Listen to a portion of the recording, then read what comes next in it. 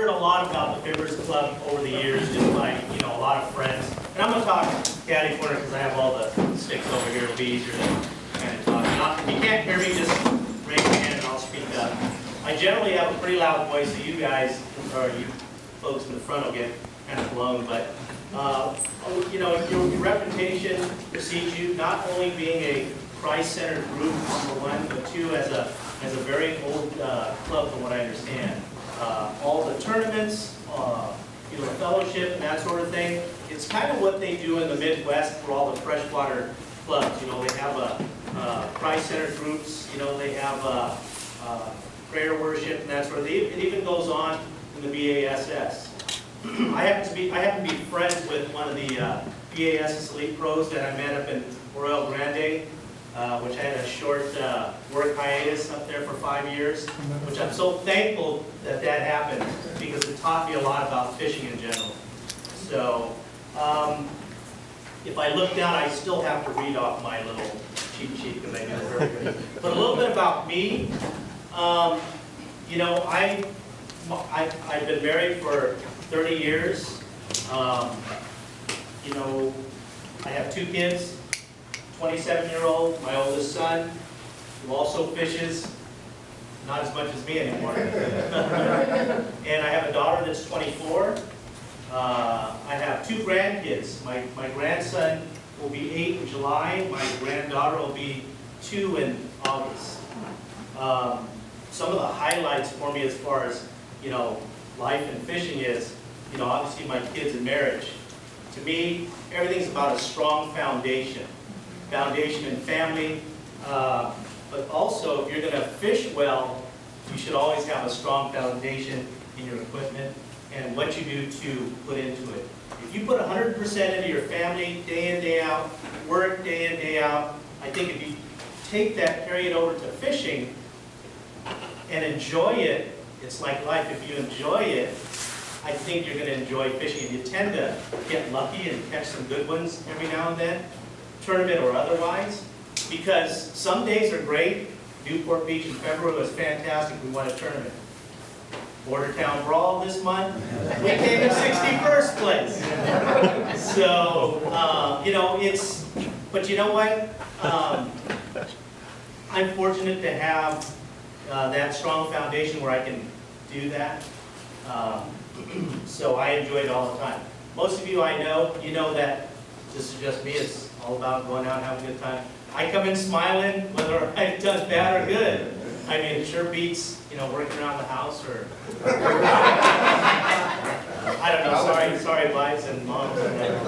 But it sure beats that. If anything, you're going to get a pretty good suntan by the end of the day. Fishing for me again. Some of the highlights for me. Not personally, but family-wise, my son, if you follow saltwater bass anglers, my son and his partner last year set the largest bag weight of 36.68. And if you stop and think about 36.68 pounds for 5 fish, do the math, that's roughly about 7+ pounds of fish. 5, okay, even if you go to a lot of the BASS tournaments and all the saltwater tournaments, even in my lifetime, I don't recall anybody weighing that heavy of a bag. So, okay, and even if you had to go 40 miles to get that at night and then come back, it's still unimaginable. But to get to a place and your first fish is 8 pounds, 2 ounces, how many people have caught a fish over 8 pounds? Not bad. Tuna. The odds of that. Okay, the odds of that are pretty like this, right? Not bad. Okay, but so the last fish. Bass, right? Excuse me, calico bass. Yeah, Calico bass. Okay, so calico bass, right? Okay, so now take this. So you're going to replace the last fish, which is the smallest in your well, that's 4 pounds, with an 8, 9. Whoa. Who's got one over 8, 8? See, the percentages get smaller. Okay, so that's what that's one of my joys as far as fishing was watching my son. I didn't even get to watch him weigh because we were the last boat to weigh. We were 15 minutes late. We had a 6-pound penalty, which pretty much killed us. But when we pulled up, if you've been to a saltwater bass anglers event, they have that digital scale when you pull up. I'm going, Keith, I know we've been up all night, and I'm X age, and my eyes are bad, but does that say 36 or 26? And he says, hey, Bubba, it's 36.68. And I go, I wonder who got that. And then, of course, Scott, Matt, Patel, Team Kill Switch goes, I think that's your boy. I go, no way, no way. So, of course, I was on the phone calling my son. He goes, was that? He goes, yep. I go, oh my gosh. So, I was really excited, needless to say, even though I had her slip and it said something like 5 pounds, 2 ounces, and we were like in dead last. But at that point, it really had no bearing at all because I felt like I won that day because my son did. Of course, I called my wife. God, she's not up. It's like 8 in the morning. I go, where could she be? I go, oh, it's Sunday. She's probably at church. Sure enough, she called me back. She was at 7:30 Mass, and she called me back. She goes, what's going on? He goes, you either won or Matt did well. I go, I think Matt won. She goes, get over here. He goes, well, I'm still dressed. I go, put on a sweater, whatever. So she came down, watched the weigh-in. The ironic part about it was I've been to 2 weigh-ins or 2 award ceremonies ever for SWBA. My son got 3rd at one in Santa Barbara, and my son got 1st. So I told her, you don't have to come to any of my tournaments. The second joy for fishing for me is my grandson catching a 3-pound plus smallmouth. And you know, anybody who's caught a freshwater bass, smallmouth is like the spotty of bass fishing freshwater. And the funny thing about it is, you know, it's been a really good spotty bite. And this is when I was living up in Central Coast, and smallmouth bite. And of course, the way I set him up is he was 6 at the time, 6.5. Cars rod, you know, push button, cars rod, 6-pound test, drop shot, fling it out there, catch bluegill, small bass, you know, all day. Just do this. Alan, oh, you know, I got one. Of course, he hooks one, and he goes, you see that fish jump over there, Grandpa? I go, yeah, dude, I think that's yours. He's standing here facing this way for the fish. Jumped up there. I go, why? So he goes, oh my gosh, that's mine. Sure enough, it was his. 3+ pounder on the boat. It's pretty cool. So those obviously are pretty big highlights for me. You know, there's too many in my lifetime that I can say that I've had some great joy. You know, obviously winning a couple of awards in tournaments. I enjoy tournament fishing. You know, don't let all this marketing scare you, but I do enjoy it because I'm able to do so. It's a lot of work put into, you know, this and even my boat. You know, I put a lot of work. Was graduated in 1977, so that's how old I am. And I put a lot of years into this bass fishing thing. But I've always enjoyed competitive fishing. And a lot of my sponsors, except for the ones of recent, are all friends. I've known them for years.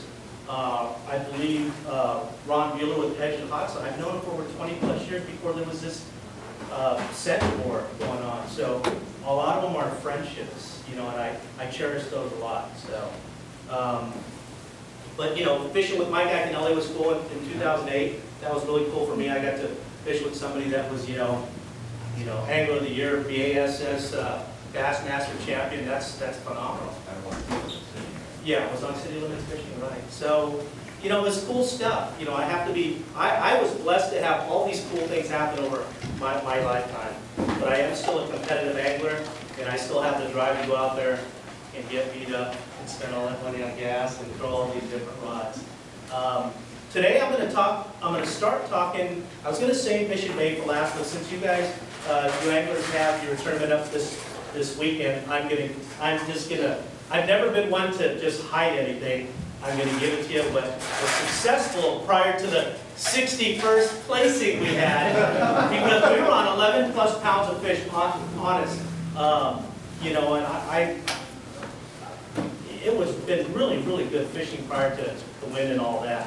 We've had some tough fishing tournaments, but the 3 baits for us that worked really, really well, and I'll give up the spots.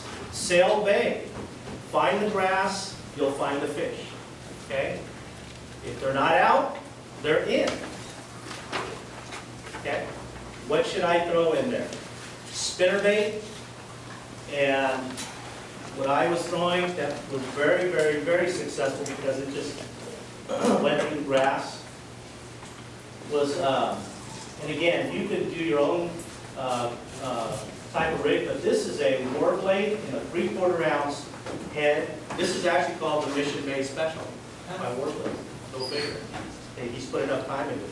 Has a number 3 blade on it, and all you do is just cast it. It's the easiest thing. It hits the water, wind real slow through the grass until it gets stopped. Literally Through the grass. A lot of the keys for Mission Bay, because there's so much grass, is to get hung up in the grass and just rip it through. Anybody seen the Bassmasters a few years ago when Kevin Van Dam won the Bassmasters, ripping that lipless crankbait through the brush and all that? It's the same technique. Cast it out, let it get stuck, and just go and stop it. And stop it. Pick up your slack and stop it. Okay, what I'm throwing it on is not light. I'm throwing it on 30-pound Power Pro. Color doesn't matter, and no leader, straight tie, uni knot. You can check it out when I'm done. And I'm throwing it on the GL2 G-Loomis rod, but if you have something very comparable, spinnerbait type rod, 190 bucks G-Loomis rod, and I'm throwing it on kind of a fast reel. It's an E6, a Product E6. Keith likes, my partner Keith Michael likes a slower reel because he gets too excited. I get excited no matter what, so it's going to go fast. So sometimes I have to really just, you have to kind of work. And the difference between all the, they talk about E5s and E6s, E7s, is how much line per crank, okay? So your E5 is slower, so it'll be more like 25 inches per crank. So when they talk about speeds of reels, we're talking about lines per crank. E6 is more like 27. It's about 3 to 4 inches per crank difference. And E7 is 30. So this is what I'm throwing. That's mainly, this was my main go-to bait in the bag. Sail bag. Grass good, no grass bad. There's some spots that go from 8 feet to like 17. I'm giving up the goods. This is all the time stuff. That's sail bag. Obviously the docks are always an opportune area. We've caught some really, really good fish in the areas where there were docks. They're there or they're not. So, get in there if they're not there, move on, find some grass, start fishing away. Okay. This is my go-to, and I can throw a spinnerbait on there too. And what I was throwing was a Redemption in a shad color, half-ounce spinnerbait. Gold, it has to be gold, silver, tandem, really good. Why, I don't know, they seem to key on that gold, silver.